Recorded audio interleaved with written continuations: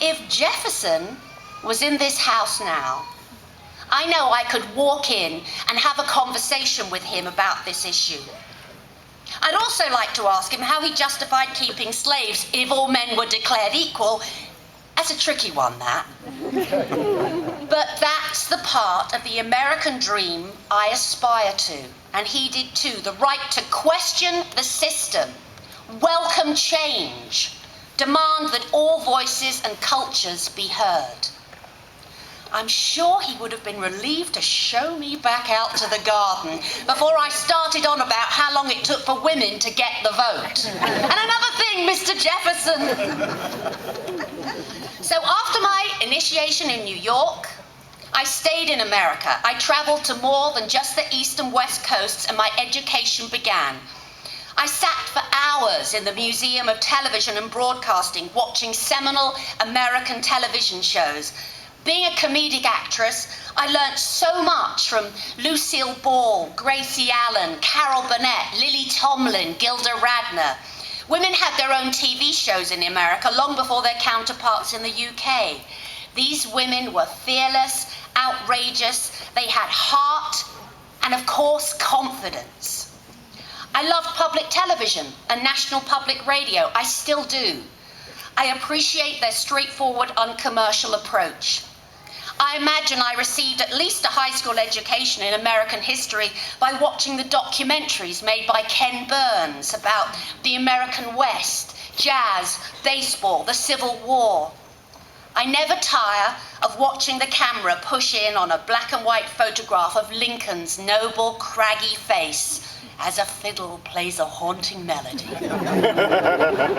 It made me understand the importance of a nation that encourages and respects the achievements of the individual. It's not perfect here. It can be puritanical, brash, and extreme. Sometimes it's just all too much emotion.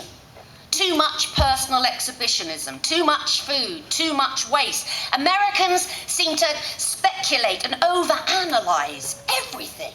It's like the whole nation is in perpetual group therapy.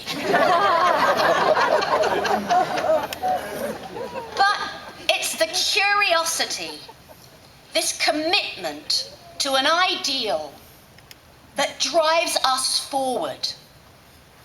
Notice I said us, because the us now includes me. I no longer need to say them or they or Americans. And after today, nor will you, because you too will have achieved the honor.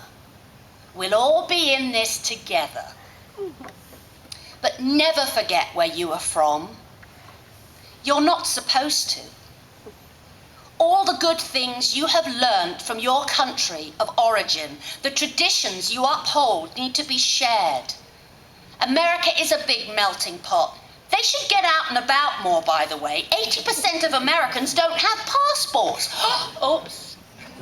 I said they again. Old habits die hard. I meant we should travel more. Connect with the global community. We are all interlinked. But at the end of the day, it's so great to come home to this corner of the earth and feel that here you can find the best possible version of yourself. I must admit, I felt daunted about being here today at this auspicious place, the home of one of our founding fathers, a national treasure. I mean, how on earth does little Tracey Ullman from Slough, England, end up having the privilege of telling you about my personal journey? And then I thought, confidence, Tracey. Why not you? That's the American way, isn't it? You've worked hard, you've earned the right, and let's face it, if I hadn't headed west and created the Tracey Ullman Show, The Simpsons might never have existed.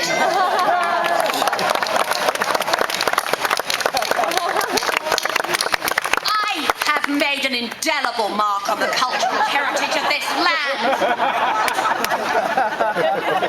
So, thank you so so much, all of you, for inviting me here today. It's an honor. I have such admiration and respect for all of you gathered here today, waiting to take the next step in your lives. Enjoy this moment, because you too have earned it. You too deserve it. Now go forth with confidence. Thank you.